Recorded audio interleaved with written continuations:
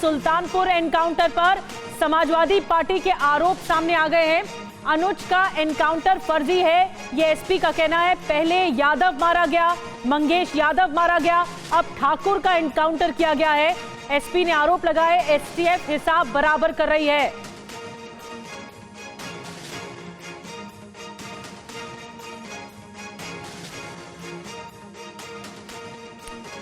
तो इस मामले में पहले ही बहुत ज्यादा सियासत हो चुकी है, क्योंकि समाजवादी पार्टी आरोप लगा रही है ये फर्जी एनकाउंटर है और ये हत्या का मामला है।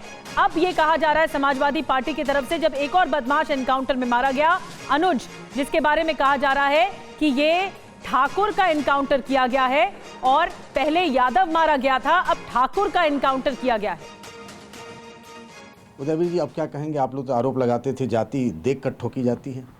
जब आरोप लगने लगा, स्पष्ट दिखने लगा, ऐसे समय में मुख्य अभियुक्तों का आराम से सरेंडर कर देना, एक दो केस के मुलजिम, उन मुख्य अभियुक्तों के बंदूक उठाने वाले, आगे पीछे चलने वाले लोग, वो लोग सरेंडर नहीं कर रहे, उनकी हत्याएं हो रही हैं, उनकी किडनैप, उनका एनकाउंटर हो रहा है।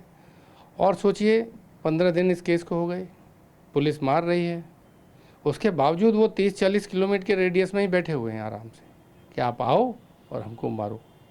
ये 28 अगस्त को जो बैंक डकैती हुई थी, सीसीटीवी फुटेज में अनुज प्रताप दिख रहा है, फिर आपको क्या लग रहा है कि मतलब फर्जी इनकाउंटर? मैंने कब कहा कि अनुज प्रताप सिंह निर्दोष है? हमने कब कहा? किसी को हम सर्टिफिकेट देने का काम थोड़े करते हैं कि आरोपी निर्दोष है कि दोषी है। ये तो कोर्ट करेगा। हत्या नहीं कर सकते आप, पुलिस इनका मार सकती है तब जब पुलिस को कोई चैलेंज करे और पुलिस उसको गोली चलाए। इनकाउंटर एक घटना होती है, इनकाउंटर कहानी नहीं होती। हमारा और सबका परसेप्शन है कि कहानियाँ बनाई जा रही हैं। जब सरकार पे ठाकुरवाद का आरोप लगे तो एक उसका उसी समय बड़ा ही कोइंसिडेंट है कि उसी समय उसका इनकाउंटर हो जाता है। तो आप कह रहे हैं आज जो इनकाउंटर हुआ वो फर्जी है, ये आपका आरोप है? उनके जितने भी इनकाउंटर ये इस केस में 2-3 हुए हैं, जो परिजन, परिस्थितियाँ और सारे जानकार लोगों के मुताबिक ये सब संदेहास्पद हैं और सरकार और भाजपा की घोषणाओं के हिसाब से हैं। तो समाजवादी पार्टी आरोप लगा रही है कि जितने भी एनकाउंटर हुए हैं योगी कार्यकाल में वो सब फर्जी हैं। और सवाल ये उठता है कि लूट काउंट में एनकाउंटर होता है तो ठाकुर और यादव कैसे हो जाता है? अब एनकाउंटर कैसे हुआ, आपको आइए ये बताते हैं कैसे हुआ ये पूरा एनकाउंटर। जो कि सूचना ये मिली कि सुल्तानपुर डकैती के आरोपी उन्नाव के अचलगंज में मौजूद है। एसटीएफ की टीम की तत्काल कार्रवाई हुई, तत्काल मौके पर पहुंची एसटीएफ की टीम। पुलिस को देखते ही बदमाश भागने लग गए, बदमाशों ने पुलिस पर फायरिंग करनी शुरू कर दी। पुलिस ने भी जवाबी कार्रवाई की। मुठभेड़ के दौरान अनुज सिंह को गोली लगी। अनुज का साथी मौके से फरार हो गया। अस्पताल में अनुज सिंह की मौत हो गई। ये पूरा एनकाउंटर जो कि ताजा घटनाक्रम है वो हम आपको बता रहे हैं। आइए आपको सुनाते हैं कि इस एनकाउंटर पर उन्नाव के जो अपर पुलिस अधीक्षक हैं उनका क्या कुछ कहना है एनकाउंटर पर, सुनिए जरा। एसटीएफ लखनऊ की टीम के साथ थाना अचलगंज उन्नाव क्षेत्र में मुठभेड़ हुई, जिसमें एक बदमाश घायल हुआ और दूसरा मौके का फायदा उठाकर भागने में सफल हो गया। घायल बदमाश की शिनाख्त अनुज प्रताप सिंह पुत्र धर्मराज सिंह निवासी ग्राम जनापुर थाना मोहनगंज जनपद अमेठी के रूप में की गई है, जो 1 लाख का इनामिया था। घायल बदमाश को प्राथमिक उपचार हेतु 108 एम्बुलेंस के माध्यम से सरकारी अस्पताल में भेजा गया, जहां से उसे प्राथमिक उपचार के बाद जिला अस्पताल उन्नाव भेजा गया। जिला अस्पताल में अभियुक्त को चिकित्सक द्वारा मृत घोषित कर दिया गया। जिला फील्ड यूनिट की टीम व थाना अचलगंज पुलिस द्वारा अग्रिम विधिक कार्रवाई की जा रही है। और आपको बता दें कि सियासी प्रतिक्रियाएं लगातार सामने आ रही हैं। एनकाउंटर होने के बाद अनुज सिंह के एनकाउंटर पर यूपी सरकार के मंत्री संजय निषाद ने कहा है कि विपक्ष के सवालों का जवाब दिया। संजय सिंह, अपराधी की जाति नहीं होती, हम बिन भेदभाव के सबके साथ हैं। संजय निषाद की ओर से प्रतिक्रिया दी गई है। जो विपक्ष का सवाल है उसका जवाब ही आज के दिन उनको बोलना चाहिए, बताना चाहिए, धन्यवाद देना चाहिए कम से कम सरकार को कि हमारी सरकार जनता के द्वारा, जनता से जो वादा किया कि तुम्हें सुरक्षा देंगे, न्याय देंगे, तुम्हारा सम्मान देंगे, तुम्हें जो है समृद्धि देंगे और तुम्हें माफिया मुक्त करेंगे, अपराध मुक्त करेंगे, भय मुक्त करेंगे। इस तरीके से आज हमारी सरकार जीरो टॉलरेंस पर काम कर रही है। ये एजेंसियां हैं, उनकी सरकारों में एजेंसियां संरक्षण प्राप्त थी, हमारी सरकार में सजा देने के लिए मतलब अवसर प्राप्त है। और इस बीच आपको बता दें कि उन्नाव एनकाउंटर पर ओपी राजभर का बयान भी आ गया है। पुलिस आधार कार्ड देखकर गोली नहीं मारती है। ओपी राजभर ने कहा एनकाउंटर में 67 मुस्लिम 18 ठाकुर मारे गए हैं। राजभर की तरफ से कहा गया एनकाउंटर में 20 ब्राह्मण भी मारे गए हैं। ठाकुर के मारे जाने पर क्या अखिलेश बोलेंगे? जातिवाद को मुद्दा बनाया है अखिलेश जी ने। अपराधियों की कोई जाति नहीं होती है। अगर वो जाति की बात करते हैं, अपनी जाति की बात करते हैं, तो 67 मुसलमान अपराधी मारे गए, 20 ब्राह्मण, 18 ठाकुर, 17 जाट गुजर मारे गए, 24 अति पिछड़ा मारा गया और 26 अन्य इनकाउंटर में मारे गए, जो सब अपराधी प्रवृत्ति के थे। इनके विषय में भी अखिलेश जी को बोलना चाहिए था। लेकिन आपको बता दें जिस आरोपी का एनकाउंटर हुआ है, एनकाउंटर पर मृतक के अनुज सिंह के जो पिता हैं, उन्होंने कहा है कि ठाकुरों का एनकाउंटर कराकर क्या तसल्ली मिल गई? ज्यादा मुकदमे वालों का एनकाउंटर नहीं हो रहा है और सरकार की जो मर्जी है वो करती है सरकार। उसका सूरत में सिर्फ एक ही केस था और बाकी सुल्तानपुर में नाम था। पुलिस ने उसको एनकाउंटर करके मृत घोषित कर दिया। हम लोगों को कोई भी जानकारी है इस विषय में नहीं। चलो अखिलेश यादव जी का इच्छा तो पूरी हो गई, कम से कम ठाकुरों का इनकाउंटर करके उनकी इच्छा की पूर्ति तो हो गई। ठाकुर का भी इनकाउंटर हो गया। जिसके पास 35-40 केस है उनका इनकाउंटर नहीं हो रहा, जिसके पास 1-2 केस है उनका इनकाउंटर किया जा रहा है। सरकार की मर्जी है, जो मर्जी हो सरकार कराए। और हमारे रोविंग एडिटर इस वक्त और ज्यादा जानकारी के साथ पंकज झा हमारे साथ जुड़ चुके हैं। पंकज, एक तरफ समाजवादी पार्टी ये इस बात का आरोप लगा रही है कि मंगेश यादव के समय सरकार पर प्रेशर था क्योंकि यादव का एनकाउंटर हुआ, अब बराबर करने के लिए हिसाब ठाकुर का एनकाउंटर किया गया। लेकिन बीजेपी चीख चीख कर ये कह रही है कि आप अपराधी की जाति क्यों ढूंढ रहे हैं? देखिए, समाजवादी पार्टी की तरफ से बार बार कहा जा रहा है कि कहीं ना कहीं जाति का मसला इसमें है। जैसे मंगेश यादव की पहले इनकाउंटर हुआ, यही नहीं गोमती नगर की घटना का जिक्र करते हुए समाजवादी पार्टी कह रही है कि उस वक्त भी सीएम योगी आदित्यनाथ ने यूपी विधानसभा में सिर्फ 2 के ही नाम का जिक्र किया, जबकि आरोपी 16 थे उसमें। इससे पहले अयोध्या के मामले में भी इसी तरीके की बात कही गई है। समाजवादी पार्टी का यह आरोप है कि मंगेश यादव के एनकाउंटर पर जो सवाल उठा और जो विवाद बढ़ा और जिसमें अखिलेश यादव ने एसटीएफ को, स्पेशल टास्क फोर्स को कह दिया था कि स्पेशल ठाकुर फोर्स, उस मामले में जब लग रहा था कि सरकार घिरती नजर आ रही है, उसके बाद हिसाब बराबर करने के लिए एक ठाकुर अनुज प्रताप सिंह का आज इनकाउंटर कर दिया गया। और अगर देखिए, जैसे उसके पिता कह रहे थे मुकदमों के मामले को लेकर, अनुज प्रताप सिंह पर 2 ही मुकदमे थे। एक तो इस सुल्तानपुर की बैंक डकैती का मामला था और एक सूरत में उसने जो मुख्य आरोपी विपिन सिंह जिसने सरेंडर कर दिया, उस पर 35 मुकदमे थे, लेकिन वो सरेंडर करने में कामयाब रहा। समाजवादी पार्टी का ये भी कहना है कि आखिर डकैती करने के बाद कहीं ना कहीं लोग तो भाग गए होते, दूसरे राज्यों में, विदेश चले गए होते। ये क्या उधर ही आसपास में घूम रहे थे जहां पुलिस जाती है, एसटीएफ जाती है, उठाकर इनकाउंटर कर देती है। तो मामला इनकाउंटर के बहाने अब यादव बनाम ठाकुर के जाति को लेकर तेज होता जा रहा है। बड़ी बात आप कह रहे हैं पंकज, और अब लगे हाथ समाजवादी पार्टी को एक और मुद्दा मिल गया है। पहले ही मंगेश यादव को लेकर सियासत चल रही थी इस एनकाउंटर को लेकर, लेकिन दूसरे एनकाउंटर को लेकर भी अब सवाल खड़े किए जा रहे हैं। और आपको बता दें कि मुख्यमंत्री दिल्ली की आतिशी इस वक्त कुछ बोल रही हैं पदभार संभालने के बाद। उसी तरह से आने वाले 4 महीने के लिए मैं दिल्ली सरकार चलाऊंगी। भगवान श्री राम ने अपने पिताजी द्वारा दिए गए एक वचन को निभाने के लिए 14 साल का वनवास स्वीकार किया। इसीलिए हम भगवान श्री राम को मर्यादा पुरुषोत्तम कहते हैं। उनकी जिंदगी हम सबके लिए मर्यादा और नैतिकता की एक मिसाल है। बिल्कुल उसी तरह अरविंद केजरीवाल जी ने इस देश की राजनीति में मर्यादा और नैतिकता की एक मिसाल कायम की है।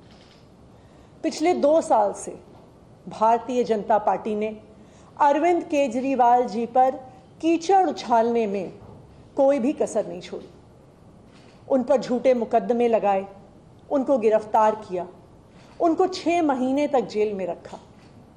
जब अरविंद केजरीवाल जी को सुप्रीम कोर्ट ने जमानत दी तो उन्होंने कहा कि अरविंद केजरीवाल जी की गिरफ्तारी एक दुर्भावना के तहत हुई है।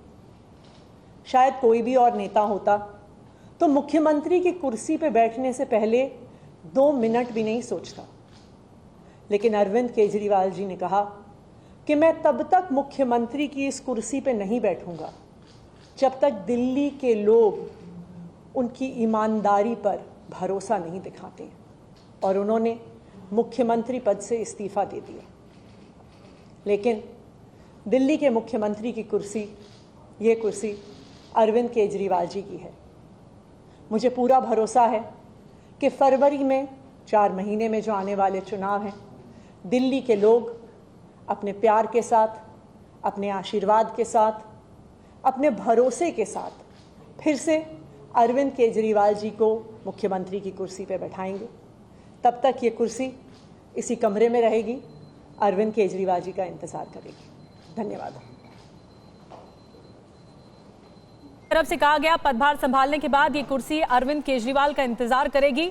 आज पदभार संभालने के बाद जो सवाल जवाब वहां पर हो रहा है, आइए सुनते हैं क्या कहा जा रहा है।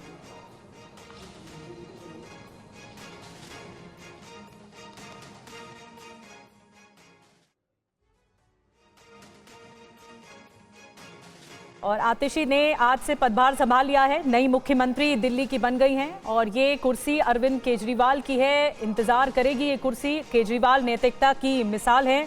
और हमारे साथ जीत भाटी जुड़ चुके हैं। जीत, हम तस्वीरें देख रहे हैं सिग्नेचर करते हुए आतिशी को आज पदभार संभाल लिया है, और लेकिन उन्होंने एक बहुत बड़ी बात कही और अरविंद केजरीवाल भी लगातार जनता की अदालत लगा रहे हैं कि अब ये कुर्सी जो है मुख्यमंत्री की, वो अरविंद केजरीवाल का इंतजार करेगी। बिल्कुल, देखिए, हम भी जब पहुंचे सचिवालय उनके पदभार संभालने के समय, तो हम भी हैरान थे कि 2 कुर्सी क्यों हैं। तो हमने उनसे पूछा कि 2 कुर्सियां क्यों हैं, तो उन्होंने कहा कि जो दूसरी कुर्सी है अरविंद केजरीवाल की है और आगे भी रहेगी। उन्होंने ये कहा कि जिस तरह से भारत ने जब भगवान राम 14 साल के लिए वनवास गए थे, उस समय उनकी खड़ाऊ रख के शासन चलाया था, ऐसे वो चलाएंगी। और ये भी कहा कि अब उनको उम्मीद है कि फरवरी या उससे पहले जो चुनाव होंगे दिल्ली में, उसमें दिल्ली की जनता जब तक अरविंद केजरीवाल को जिता के दोबारा मुख्यमंत्री नहीं बना देते हैं, तब तक ये कुर्सी इसी तरीके से यहाँ पर रहेगी और वो भी भारत की तरह ही शासन को आगे बढ़ाएंगी। और उन्होंने कहा कि अरविंद केजरीवाल पर पिछले 2 सालों में भाजपा की तरफ से लगातार लाछन लगाए गए, भ्रष्टाचार के आरोप लगाए गए। हालांकि सुप्रीम कोर्ट से जमानत मिली और कोर्ट ने जांच एजेंसियों के तरीके पर भी सवाल खड़े किए, लेकिन अरविंद केजरीवाल ने उस पर इस्तीफा दिया और कहा कि वो उसका फैसला जनता पर छोड़ते हैं, कि उनको लगता है कि वो ईमानदार हैं तो वोट दें, नहीं लगता है तो ना दें। तो कुल मिलाकर अरविंद केजरीवाल की अनुपस्थिति में आतिशी ने मुख्यमंत्री का पदभार तो संभाला, लेकिन ये भी जाहिर कर दिया कि यहाँ पर अभी भी अरविंद केजरीवाल भले ही कुर्सी पे ना हो, लेकिन उनके खड़ाऊ की तरह ही वो शासन को आगे चलाएंगी।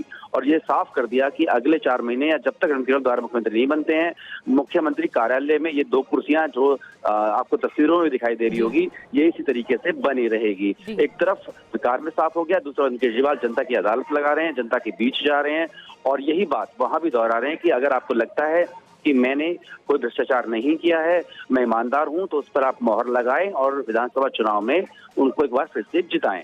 जी, बहुत बहुत धन्यवाद जितेंद्र। एक नई लड़ाई शुरू हो गई है आम आदमी पार्टी में अब, क्योंकि आतिशी भी बहुत आश्वस्त नजर आ रही हैं मुख्यमंत्री की कुर्सी संभालने के बाद कि इस कुर्सी पे अरविंद केजरीवाल जल्द बैठेंगे और उन्हें जनता ईमानदार घोषित करेगी। बहुत बहुत धन्यवाद आपका जितेंद्र। और आइए खबरों में आगे बढ़ते हैं। यूपी के 69,000 टीचर भर्ती मामले की सुनवाई टल गई है। सुप्रीम कोर्ट में आज नहीं हो पाई ये सुनवाई। इस मामले में सामान्य वर्ग के अभ्यर्थियों ने याचिका दी थी जो जनरल कैटेगरी के हैं। जस्टिस मनोज मिश्रा के उपलब्ध न होने की वजह से सुनवाई आज टल गई है। मामले की जो अगली सुनवाई की तारीख है उसे अभी तय नहीं किया गया, अभी वो तय नहीं है। पिछली सुनवाई में सुप्रीम कोर्ट ने इलाहाबाद हाई कोर्ट के आदेश पर रोक लगा दी थी। और आज क्या कुछ हुआ है, क्योंकि सुनवाई टल गई है, अब अगली तारीख क्या होगी? पीयूष पांडे और ज्यादा जानकारी के साथ हमारे साथ जुड़ गए हैं। पीयूष, क्या हुआ आज सुप्रीम कोर्ट में? लेकिन निधि आज इस मामले पर सुनवाई नहीं हो पाई और सुप्रीम कोर्ट ने ये सुनवाई टाल दी है, क्योंकि जस्टिस मनोज मिश्रा इस सुनवाई के लिए उपलब्ध नहीं थे और सीजेआई डीवाई चंद्रचूड़ के नेतृत्व वाली पीठ में जस्टिस मनोज मिश्रा शामिल हैं और जब बेंच में दोनों जज होंगे तभी इस मामले पर सुनवाई हो पाएगी और अभी सुनवाई की तारीख तय नहीं है। हालांकि सुप्रीम कोर्ट ने पिछली बार ही हाईकोर्ट के आदेश पर रोक लगा दी थी और वो रोक कायम रहेगी। अब इस मामले पर सुप्रीम कोर्ट एक तारीख तय करेगा और अगली तारीख पर सुप्रीम कोर्ट सुनवाई करेगा। मैं आपको बता दूं कि हाईकोर्ट के 3 महीने के भीतर दोबारा लिस्ट तैयार करने के आदेश पर सुप्रीम कोर्ट ने रोक लगाई थी और सुप्रीम कोर्ट ने राज्य सरकार और दोनों पक्षों से कहा था कि आप इस मामले में लिखित दलीलें जमा करें, क्योंकि इस मामले पर सुप्रीम कोर्ट अब विस्तृत सुनवाई करेगा। तो ऐसी स्थिति में दोनों जजों का होना जरूरी है और यही वजह थी कि सुप्रीम कोर्ट ने आज इस सुनवाई को टाल दिया। जी निधि, बहुत बहुत धन्यवाद पीयूष इस पूरे मामले को समझाने के लिए कि आज सुप्रीम कोर्ट में क्या हुआ और अब जो नई तारीख है वो सामने आएगी जल्द ही।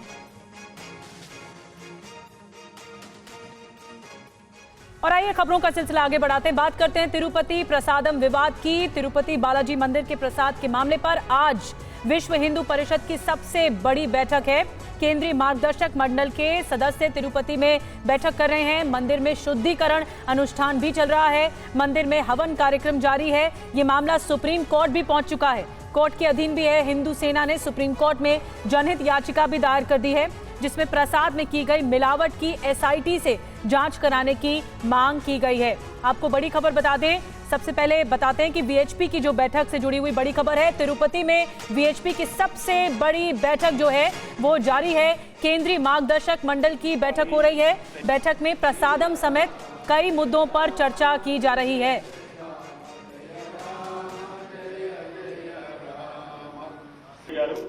और आइए आपको वीएचपी की आज की हो रही जो सबसे बड़ी बैठक है, जो अभी चल रही है बैठक, इसके बारे में डिटेल में जानकारी देते हैं। ये बैठक किस सिलसिले में है, क्या एजेंडा है। तिरुपति में वीएचपी केंद्रीय मार्गदर्शक मंडल की ये बैठक है और आंध्र प्रदेश और तेलंगाना के जो साधु संत हैं इस बैठक में शामिल हो रहे हैं। प्रसादम में जो मिलावट सामने आ रही है या जो बात सामने कही जा रही है, उसके बाद के हालात पर चर्चा की जा रही है, मंथन किया जा रहा है कि आगे रणनीति क्या होगी। मंदिरों को सरकारी नियंत्रण से मुक्त करने की मांग पर मंथन हो रहा है। धर्म परिवर्तन के मुद्दे पर चर्चा और रणनीति पर विचार किया जा रहा है। और एक और बड़ी खबर इसी से जुड़ी हुई कि आज तिरुपति मंदिर में शुद्धिकरण अनुष्ठान किया गया। तिरुपति देवस्थानम ने प्रायश्चित के लिए अनुष्ठान किया है। प्रसादम में पशु चर्बी विवाद के बाद शुद्धिकरण अनुष्ठान किया गया है। अनुष्ठान का जो उद्देश्य रहा, गलती सुधारना और मंदिर की पवित्रता बनाए रखना है। महाशांति यज्ञ का भी आयोजन किया जा रहा है।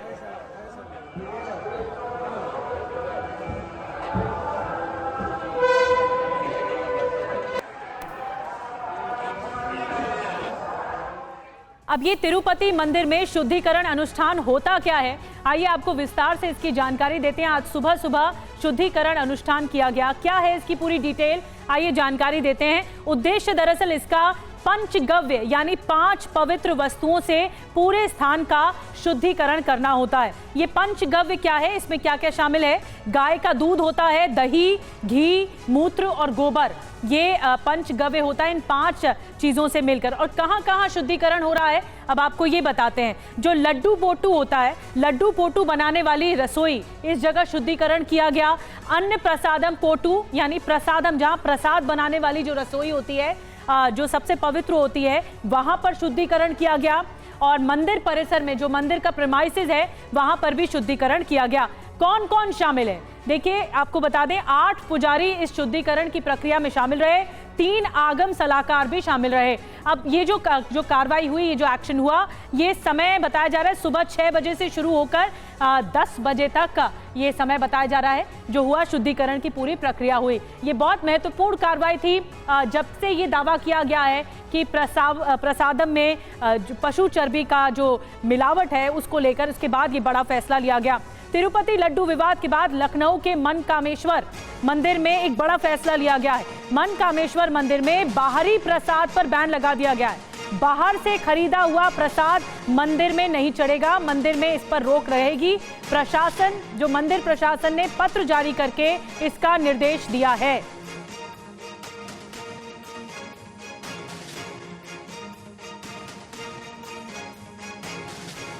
तो लखनऊ का मनकामेश्वर मंदिर बहुत प्रसिद्ध है प्रसाद चढ़ाने के लिए। अब नए नियम होंगे इसमें। आपको बता दें कि घर में बना प्रसाद मंदिर में चढ़ा सकते हैं, ये इसमें निर्देश दिया गया है। प्रसाद के रूप में सूखे मेवे ले जा सकते हैं। बाजार से खरीदा प्रसाद मंदिर में बैन होगा। नए नियम आज से लागू हो गए हैं मनकामेश्वर मंदिर में। तिरुपति लड्डू विवाद के बाद ये बहुत बड़ा फैसला लिया गया। अब अलग अलग मंदिरों में इसी तरह की जो प्रक्रियाएं हैं वो देखने को मिल रही हैं। एक और बड़ी खबर आपको बता दें, तिरुपति विवाद के बीच यूपी में वृंदावन में प्रसाद की क्वालिटी पर भी सवाल उठे। सांसद डिंपल यादव ने मामले की जांच की मांग की है। प्रसाद में सही क्वालिटी का जो खोआ है वो नहीं इस्तेमाल हुआ है, ये डिंपल यादव की तरफ से कहा गया। सरकार मामले की जांच करे।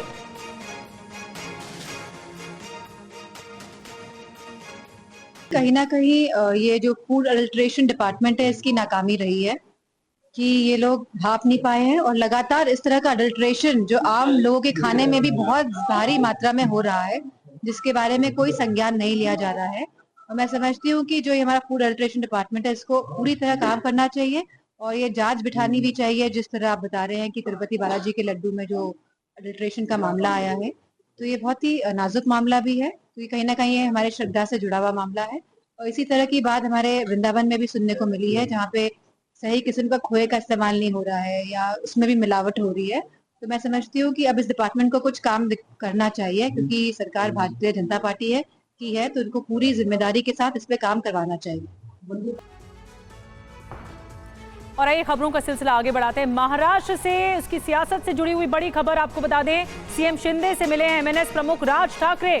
दोनों नेताओं के बीच 30 मिनट तक बातचीत हुई है, मुलाकात हुई है, बातचीत हुई है। सीएम शिंदे से मुलाकात की तस्वीरें राज ठाकरे की सामने आ चुकी हैं। एमएनएस प्रमुख राज ठाकरे ने आज मुलाकात की है। दोनों नेताओं की जो मुलाकात है वो 30 मिनट तक, आधे घंटे तक चली है। और ज्यादा जानकारी राजीव सिंह दे रहे हैं। राजीव, मुलाकात हुई, क्या बात हुई? देखिए, जो सवाल आप पूछ रही हैं, चारों तरफ यही चर्चा है कि आखिर बात क्या हुई। मुलाकात तो आधे घंटे तक जरूर हुई, क्योंकि राज ठाकरे पहले ये बात स्पष्ट कर चुके हैं कि लोकसभा चुनाव में उन्होंने एनडीए का समर्थन किया था, प्रचार भी किया था, वो इस बार चुनाव अकेले लड़ेंगे। लेकिन जमीनी हकीकत यही कि राज ठाकरे अगर अकेले चुनाव में जाते हैं तो उनके लिए आसान नहीं होगा, क्योंकि जो पिछले चुनाव हैं उसको अगर देखें तो राज ठाकरे की स्थिति कहीं से भी इतनी मजबूत दिखाई नहीं देती। दूसरी चर्चा ये भी है कि राज ठाकरे के बेटे अमित ठाकरे भी चुनावी मैदान में उतर सकते हैं। ऐसे में कुछ ऐसी सीटें, जैसे कि जो माहिम की सीट है, जो दादर की सीट है या वर्ली की सीट है, ऐसी सीटें जो शिवसेना का एक परंपरागत सीट रही है, गढ़ माना जाता है, ऐसी सीटों पर अगर राज ठाकरे को एनडीए से समर्थन मिल जाए तो राज ठाकरे के लिए महाराष्ट्र की राजनीति में, चुनावी राजनीति में कहीं ना कहीं एक सफलता की सीढ़ी थोड़ी बहुत बनती हुई दिखाई दे सकती है। तो ऐसी संभावना दिख रही है कि राज ठाकरे एकनाथ शिंदे के साथ हुई बैठक में इस बात पर, इस संभावना पर निश्चित तौर पर चर्चा कर रहे हैं कि जो शिवसेना के गढ़ वाली पुरानी सीटें हैं, वहां पर अगर राज ठाकरे को एनडीए की तरफ से समर्थन मिल जाए तो राज ठाकरे के लिए आगे की राह आसान हो सकती है। और जो चुनावी राजनीति है, जो चूंकि उसमें फेल्योर माना जाता है, राज ठाकरे से जब पहली बार पार्टी बनाए थे तब उनके लगभग 11-12 विधायक जीत कर आए थे, उसके बाद हमेशा हाशिए पर ही रहे। लेकिन दूसरी बड़ी बात है कि अभी चंद मिनट पहले ही हमने बीजेपी के जो प्रदेश अध्यक्ष हैं उनसे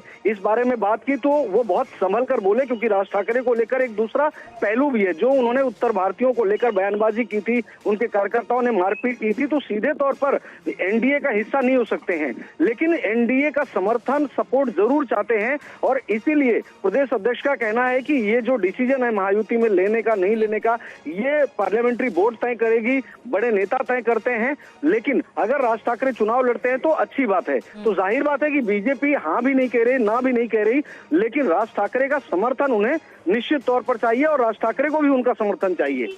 बिल्कुल देखना होगा कि जो मुलाकात हुई है उससे जुड़ी हुई बाकी जो डिटेल्स हैं, क्या कितनी फायदे की बात हुई है, क्या बात हुई सियासत की, ये तमाम डिटेल्स निकल कर सामने आएंगे। शुक्रिया राजीव, जो कि बता रहे थे। राजीव, संभावनाएं हैं कि इन मुद्दों पर बातचीत हो सकती है।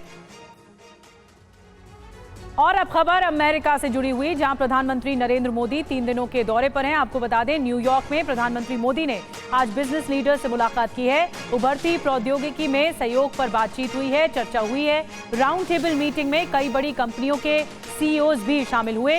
नेपाल के प्रधानमंत्री और फिलिस्तीन के राष्ट्रपति से भी प्रधानमंत्री मोदी की मुलाकात हुई है। भारतीय समुदाय के लोगों को संबोधित भी उन्होंने किया।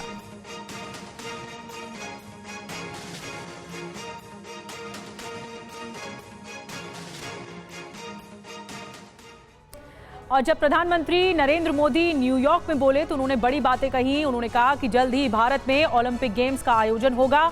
2036 में मेजबानी के लिए प्रयास किए जा रहे हैं। टेक्नोलॉजी का लॉन्चिंग पैड बना है भारत, और सेमीकंडक्टर सेक्टर में भारत का तेजी से विकास हुआ है। दुनिया के लिए एआई का मतलब है आर्टिफिशियल इंटेलिजेंस, लेकिन मैं मानता हूं कि एआई का मतलब है अमेरिकन इंडियन पुष्प। और मैं पुष्प को डिफाइन करता हूं, P for progressive Bharat, you for unstoppable Bharat, S for spiritual Bharat, H for humanity first को समर्पित Bharat, P for prosperous Bharat, यानी पुष्प। पुष्प की 5 पंखुड़ियों को मिलाकर ही विकसित भारत बनाएंगे। भारत अब थमने वाला नहीं है। भारत चाहता है दुनिया में ज्यादा से ज्यादा device made in India chip पर चले। हमने सेमीकंडक्टर सेक्टर को भी भारत की तेज ग्रोथ का आधार बनाया है। और आज प्रधानमंत्री मोदी का अमेरिका में तीसरा दिन है। आज क्या क्या कार्यक्रम रहने वाले हैं, आइए आपको विस्तार से बताते हैं। अमेरिका में प्रधानमंत्री मोदी का आज का जो डिटेल में कार्यक्रम है वो ये है। अमेरिका में प्रधानमंत्री मोदी जो आज का कार्यक्रम है, जिसमें संयुक्त राष्ट्र महासभा की मीटिंग में शामिल होंगे। PM Modi summit of the future सत्र को संबोधित करेंगे। इसे थीम दिया गया है बेहतर कल के लिए बहुपक्षीय समाधान पर बातचीत होगी या फिर अपनी बात रखी जाएगी, जो भारत का पक्ष है। न्यूयॉर्क में रात 9:20 पर सत्र को संबोधित उनकी ओर से किया जाएगा।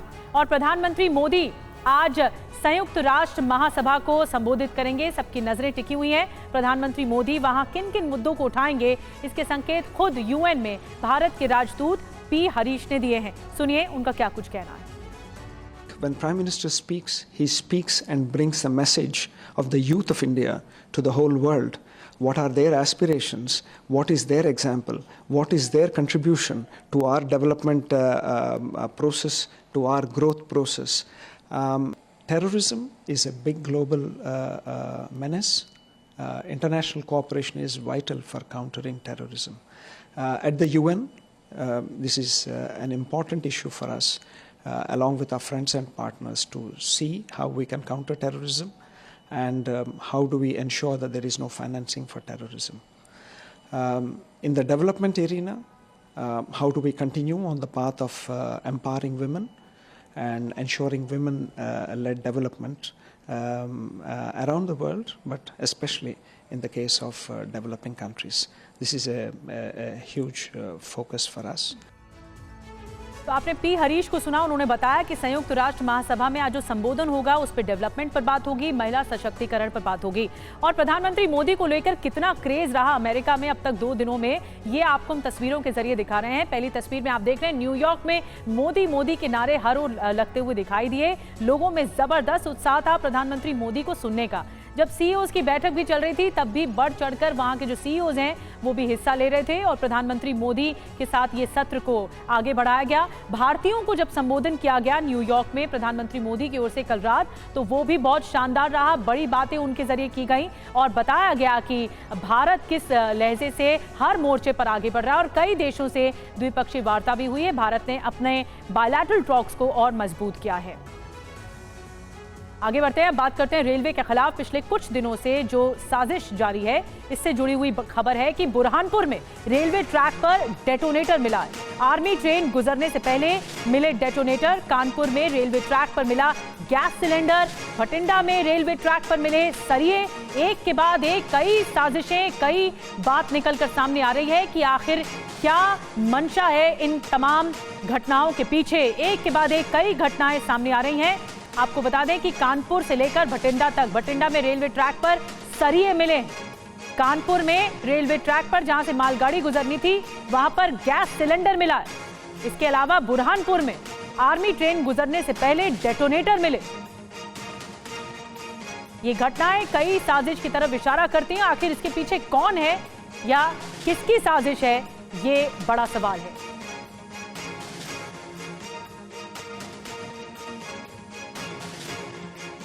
और आइए आपको विस्तार से तस्वीरें दिखाते हैं और बताते हैं इन घटनाओं के बारे में। कल सामने आई तीनों घटनाओं के बारे में एक के बाद एक बताते हैं। सबसे पहली घटना मध्य प्रदेश की रही। बुरहानपुर में रेलवे ट्रैक पर डेटोनेटर मिले। आर्मी ट्रेन गुजरने से पहले यहां पर डेटोनेटर में ब्लास्ट की मंशा थी। दूसरी घटना उत्तर प्रदेश की है।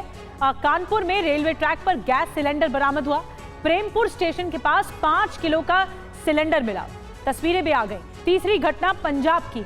भटिंडा में रेलवे ट्रैक पर सरिये रखे मिले। भटिंडा के बंगी नगर के पास की एक घटना बताई जा रही है। तीन घटनाएं कई सवाल खड़े करती हैं कि एक के बाद एक क्या साजिश रची जा रही है रेलवे ट्रैक को दहलाने की। इधर यूपी के रामपुर में 18 सितंबर को रेलवे ट्रैक पर लोहे का पोल मिलने के मामले में खुलासा यह हुआ है कि रामपुर पुलिस ने 2 युवकों को गिरफ्तार किया। इस मामले में रेलवे ट्रैक से पोल चुराकर ले जा रहे थे दोनों। ट्रेन आती देख ट्रैक पर पोल छोड़कर भागे दोनों। 18 सितंबर को रेलवे ट्रैक पर यह पोल मिला था।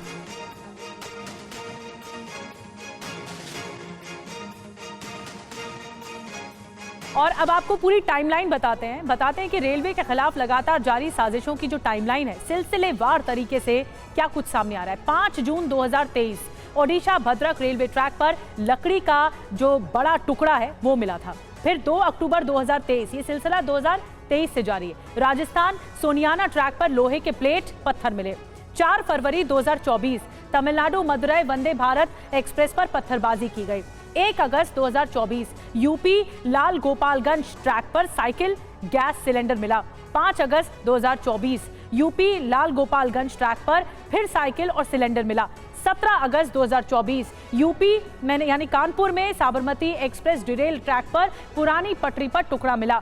20 अगस्त 2024 यूपी प्रयागराज ट्रैक पर बाइक का पहिया रखा मिला। 8 सितंबर 2024 राजस्थान अजमेर ट्रैक पर सीमेंट का बड़ा ब्लॉक मिला। ये तमाम घटनाएं एक तरफ इशारा करती हैं कि क्या कोई साजिश रची जा रही है।